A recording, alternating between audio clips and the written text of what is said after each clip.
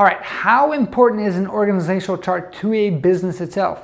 It's almost as important as an architect is to building a house. Let's explain. So, say you're building a house, all of a sudden you want to build a house with one floor, which means that's your first goal, which means their footing is only ready for one floor. But all of a sudden your house gets bigger, your family gets bigger, and you're like, hey, I'm not gonna buy a new house, I'm just gonna add another floor to it so I can add more kids to it, right?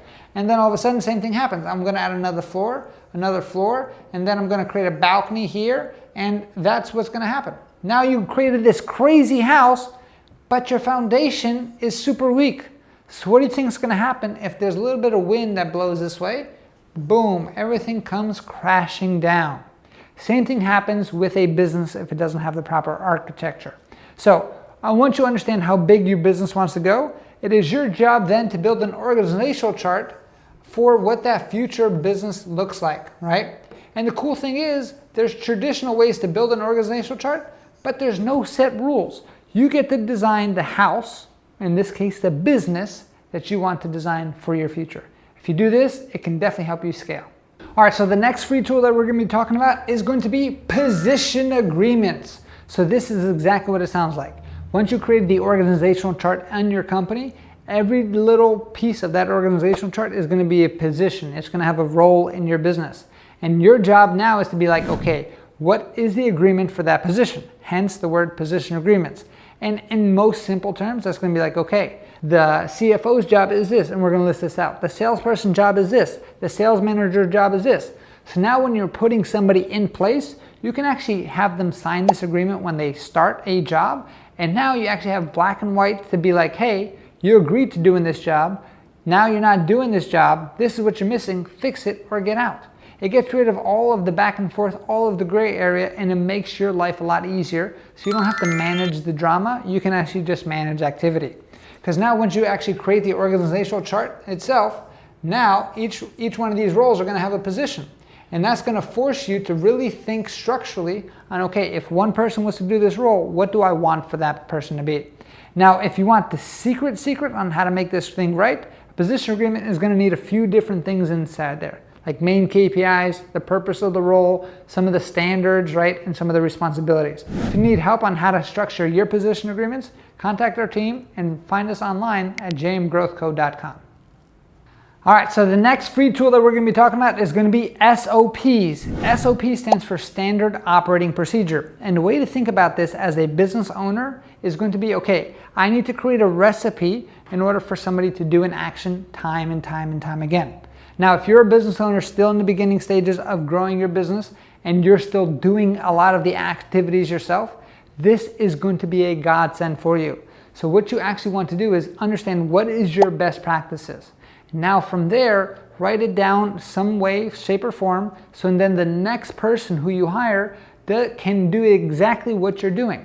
So this is going to do two things for you when you actually go through this process. Number one, it's actually going to help you simplify your business, because now you know whatever you do, you're going to have to tell somebody else to do that. Which means all of these kind of wacky things that you have in your head, well, if this happens, I'm going to do this. If this happens, I'm going to do that. You're going to get rid of all that, and you're going to be like, okay, if I'm training somebody to do this, this is exactly how I want them to do, and that's it.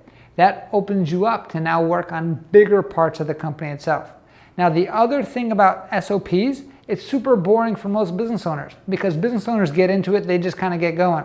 The trick here is going to be the first person you hire for this role, you're going to physically train this person, but their job is actually to create the SOP for their role. So now as you're going through it, you're going to say, okay, you're going to be taking notes. I'm going to show you exactly what needs to happen, but your job is going to be to write everything down and create this thing so then we can hire the next person to actually help you out. And then your role, instead of spending hours and hours writing something, your role is just like reviewing what they did and moving on. Now with AI, you can actually do a whole bunch of cool things to shorten down the creation process of SOPs. And if you want more help on that, you definitely want to contact our team. All right, so we're talking a lot about people to help you scale, because at the end of the day, no great company actually was scaled by one person. Scaling by definition means you need to add more people to the mix. And that means when you add more people, if you don't have the right infrastructure, things can get messy. Now, a checkpoint for that is going to be one-on-one meetings. This is absolutely free. You can do this, and this should be done regularly. In all of my companies, all of the department managers have to have a weekly one-on-one meeting with anybody that reports directly to them.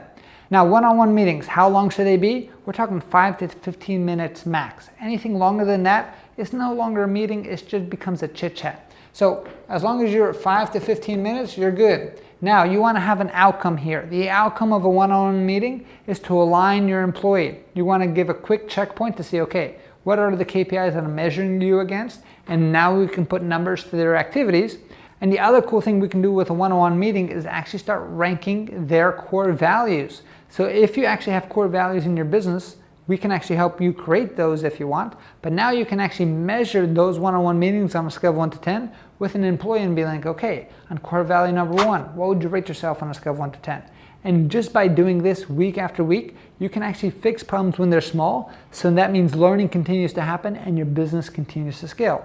Failure to do this will actually cause a lot of confusion, where now you're going to go a month or 2 months and be like, hey, what is that person actually doing? What did I actually hire that person to do? This gets rid of all the confusion that you need to know. And now if you do that with a proper organizational chart, everything builds on itself and you will start scaling super fast. Another free tool is going to be the 3-step interview process. Once I implemented this into my business, it was so easy to get rid of the riffraff and only keep the A players, right? So what does this mean? Step number 1 is going to be making sure you're doing just a quick check. It's going to be about a 10 to 15 minute long phone screening meeting. Ask a few questions. Why did you leave your last job? What are you looking for? That kind of stuff. Number 2 is going to be all about making sure that the skill check is there. Can you actually do the job that we're telling you to? Do you have experience with the job? And then number 3 really helped us out, and that's going to be core values, right? So on the core value presentation, this is where they actually present to you and be like, hey, I want to work here because my core values as an individual aligns with your core values. If you actually have somebody that you hire go through all 3 steps, now towards the end, they're super bought into the company, and now you know that they're going to be here for the long haul. And now, if you're lazy and you just do 1 interview, 2 interviews max type of thing, you're going to be getting a lot of people who slip through the cracks, and all of a sudden you're going to have to start firing a bunch of people, and we've all been there, right? Or even worse than firing people, you keep somebody on your team that should not be there, and all they're doing is bringing down the morale, and just because you're a nice guy or a nice gal, you don't want to get rid of them for whatever reason. Make it very hard to enter into your business, and make it very easy to get rid of bad apples in your business, and you will see how fast your culture continues to grow and how fast your company can actually scale. All right, and the last tool we're going to be talking about is going to be scorecards, and it's exactly what it sounds like. Now that you put all this into effect, you need a feedback loop. You need the ability to actually score your team. Now, when you think about back in the day when you went to school, whether you're an A student, a B student, or a C student, one thing was in common: the A students loved report card days. C's and D students hated report card days. So just by measuring things more often, you will actually pull out more of the A players of your team because they love being measured, because they're always looking to grow. Now, this also gives you the idea to compare everyone in that same department, because you're comparing apples to apples. You're comparing activities and you're comparing results. This gets rid of all of the drama and gives you a great feedback loop.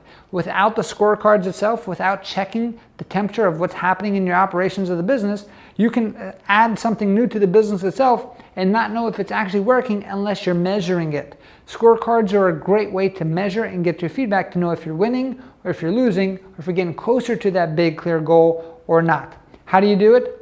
All you got to do, okay, what are the main KPIs from that position agreement that we talked about? And these are the main KPIs we're going to be measuring every single week, every single month, however you want to do it, but you want to make sure you measure. The more you measure, the more things will grow. All right, so those are just 7 free tools that you can actually use to help scale your business no matter where you are today.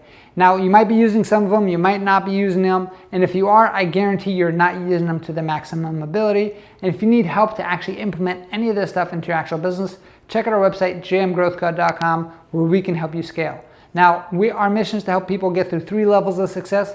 Level 1, $1 million in sales. Level 2, $1 million in profit. And level 3, scale and sell their business if that's what they want. So if that resonates with you at all, check out our website, jmgrowthcode.com, and let's get you ready to grow, baby.